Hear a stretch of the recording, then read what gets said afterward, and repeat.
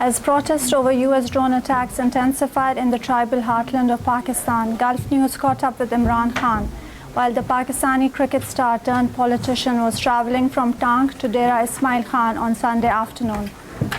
Minutes after his convoy carrying thousands of Pakistanis and a contingent of US anti-war activists was turned back from the border of South Waziristan, Imran Khan spoke about the road ahead in an interview with Gulf News. How do you feel? You were turned back, right, from the checkpost? Not from the checkpost, but the army, again, they turned us back because we had got so late that we would have been stuck inside Waziristan after sunset. Over 100,000 people, but you just could not take the risk, and the army advised us that there's a real danger to these people, and so I could not be so responsible to take a risk for my people. You don't feel you endangered the lives of all these Westerners by taking them to the area? Like, I know it was their decision to go. But my own workers, they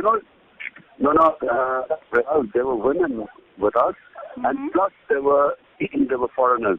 So there's no way we could have taken a risk with them after sunset inside Waziristan. But even taking them in the daytime, it was a risk, right? Because many Westerners are even threatened. It was a risk. It was a risk. I have to admit, I was a little worried because not so much from the Taliban, more from Maulana Fazl Rahman, who was instigating violence by saying a conspiracy of Jews and Christians, and in the mosques he was spreading this, propaganda that this was a Jewish conspiracy.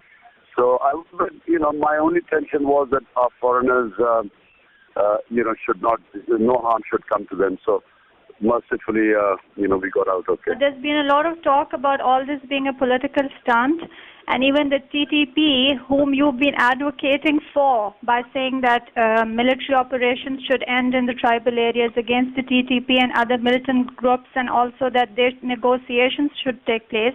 They've come out with a very strong statement against you and specifically this drone march.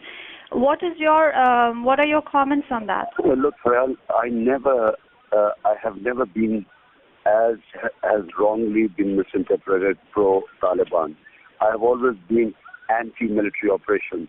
I've always been pro-political dialogue because I have always believed that military operations creates militants.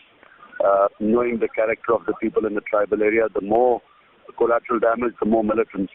And I always thought this was an insane and senseless policy. People who didn't know the history of either Afghanistan or Pakistan's tribal areas. So that's why I always advocated political settlement, which was wrongly interpreted as being pro-Taliban. The whole idea was not to devise a policy which is pro-Taliban, but was how are we going to get peace in Pakistan's tribal areas? Because 8 years of insanity has only created more militants, more extremism. There is more extremism in Pakistan today than ever in our history. So the whole idea was that we should find an alternate policy. This was called a peace march, anti-drone and plus anti-military operations. It's pro-peace, pro-dialogue, pro-political dialogue. Do you also feel the TTP feel threatened that because of your reaching out to the tribal people, and they've long been neglected, not just because of this last decade and the counter-terrorism operations going on, but because of neglect from the state of Pakistan? Do you feel they feel threatened that because you've reached out to them and you're the only national leader who is capable of and who will probably fulfill his commitment and bring them into mainstream Pakistan politics and give them share of the resources which they are rightly, they have a right to? Do you feel that TTP feels threatened by? Well, Farhal, there's and there's no one TTP, and this is a mixture of various reasons why what is called Taliban, Pakistani Taliban. They're criminals. There are people who are Pashtun nationalists who are fighting just because of solidarity with Pashtuns across the border and anti-Americanism. Then there's the hardcore TTP, which has some sort of, their own religious ideology, which is a smaller percentage. Then there are Punjabi Talibans, the old Jihadi organizations. So it's a mixture of all these. So you can't say one thing as TTP as a policy because there's no one policy. There are a lot of groups now operating, splitter groups which call themselves Taliban. But I'm sure that there are elements in them which are threatened because once there is peace, no longer will they have the strength or power they have right now, the power which they enjoy right now because they have complete power in the tribal areas.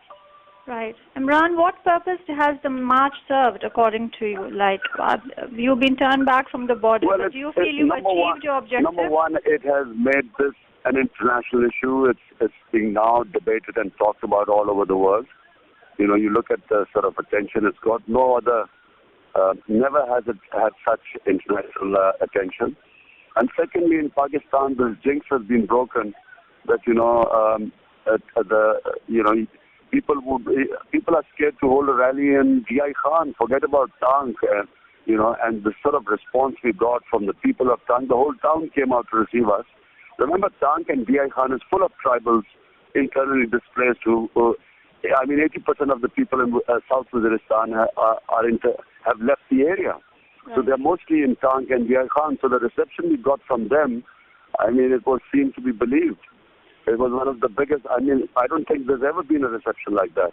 Right. So therefore, we have the second. So one, we have internationalized the issue, also nationalized it. There's now more talk. Everyone is condemning drones. But secondly, we have reached out to the people in the tribal area. They suddenly, for the first time, they feel that someone cares. We people in Pakistan care for them. These are the forgotten people. And eventually, peace will come. This is the first step towards peace. When we win the people over to the tribal areas, over to our side, that's when there'll be peace. Right. Do you feel this is the turning point, and it will even mobilize people within Pakistan to stand up and say no to the government for allowing these drone strikes, because there's no way the government has no knowledge and these drone strikes keep occurring? The drone strikes take place with the complicity of Pakistan government. The Pakistan government is completely two-faced. Carl Levin, when he was asked Admiral Mullen in a Senate hearing committee that why do you do drone strikes when Pakistan objects, Admiral Mullen told him that we do it with the consent of Pakistan government. So they're just being two-faced. They lie to us, as was revealed in WikiLeaks. It remains to be seen if Imran Khan is able to mobilize people across Pakistan after the peace march to take a stand against drone strikes.